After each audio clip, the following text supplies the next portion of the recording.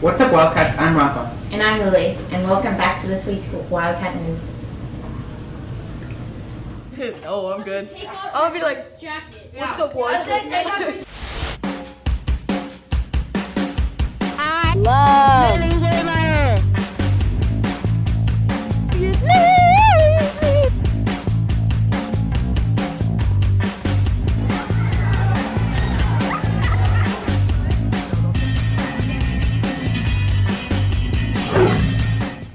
Today's weather will be sunny with a low of 72 degrees and a high of 83.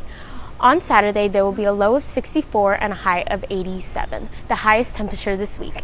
And lastly, on Sunday, there will be a low of 56 and a high of 72 degrees. Enjoy your weekend, Wildcats! For today's amazing lunch, we have fish on a whole grain bun. Again, aren't we lucky? On a better note, we have two kinds of pizza today. We have pepperoni pizza as well as some of that nice and round individual pizza. Also for lunch, the cafeteria queens are serving chef salad and a baked potato with broccoli. On the side, they're serving fresh orange wedges, lettuce mixed Florida fresh, and fresh corn cobbets. Yum! Thanks, Rafa. Here's Hudson and Cooper with sports. Thanks, Rafa. On Tuesday, our school's girls' flag football team season ended after losing to Coral Gables Preparatory 8-6. They had a great season with many accomplishments, and we wish them better luck next year. Moving along, the Miami Heat have bounced back strong since their loss against the Milwaukee Bucks last Wednesday.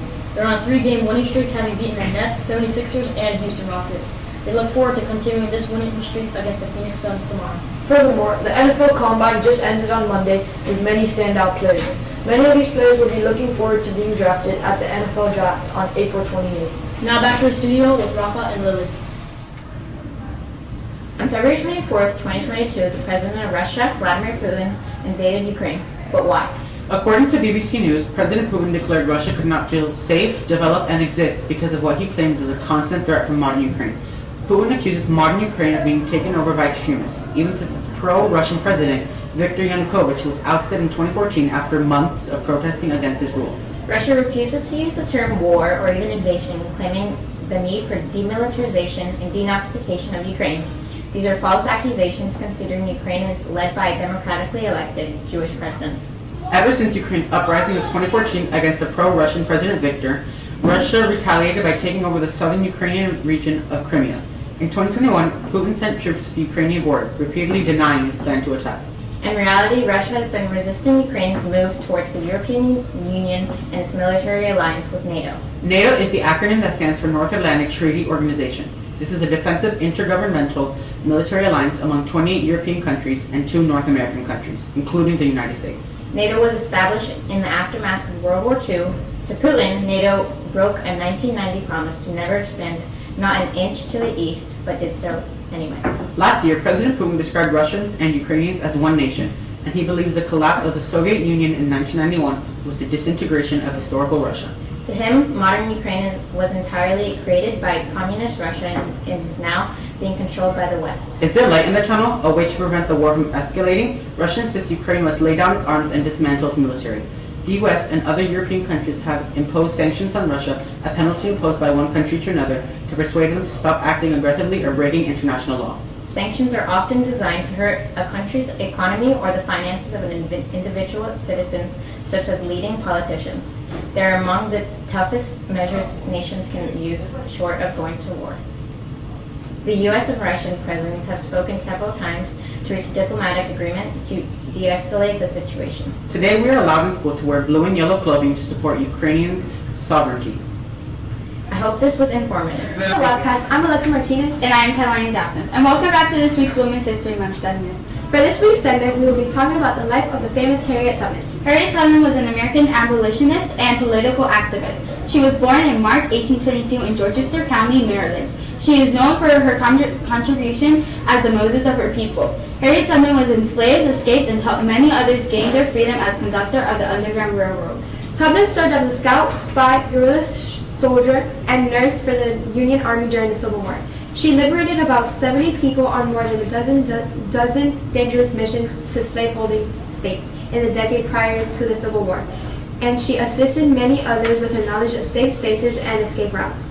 "I never ran my train off the track, and I never lost a passenger," she later said of her experience. Even though most of her childhood is still a mystery, we do know that from a young age she dreamt of being free and helping others. You can say that she always had a knack for helping people. Harriet Tubman was one of the most courageous and determined freedom fighters in the U.S. history. She rose from a childhood of brutal abuse by slaveholders to emancipate herself, and she risked her life repeatedly to liberate others. We still celebrate her till this day. On March 10th, we celebrate Tubman's contribution to this country and her peoples. Since 1990, we have celebrated Harriet Tubman Day across the United States to acknowledge her bravery amongst the honors of slavery and the Civil War. Well, that's all we have for you this week for Women's History Month. See you next time. Bye! Hey Wildcats, as the school year is starting to come to an end, our 8th graders get some exciting activities. The 8th grade prom tickets just went on sale. All 8th graders that meet proper requirements to attend can buy their tickets now on OSP located in your day school's portal. We would also like to congratulate our Choir on Fire students. This past Friday, 3 different choirs performed at Christ the King Lutheran Church, and all 3 of the choirs received an overall superior rating for their performances. Congratulations! We want to congratulate and thank Ms. Ochoa for her dedication and ensuring a successful school STEAM site visit. We hope to receive a gold. Also, a special congratulations to Ms. Flores and Ms. Cam Manny for earning a perfect model classroom score of 5.0. So congratulations to them.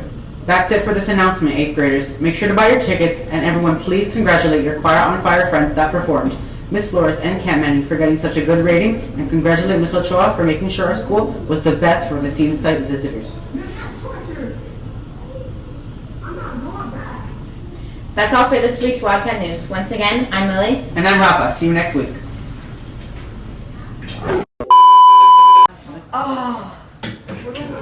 So you see, like what I always try to do is. I'm telling you that. Oh, let's do it again. Ever since Ukraine's uprising of 2014,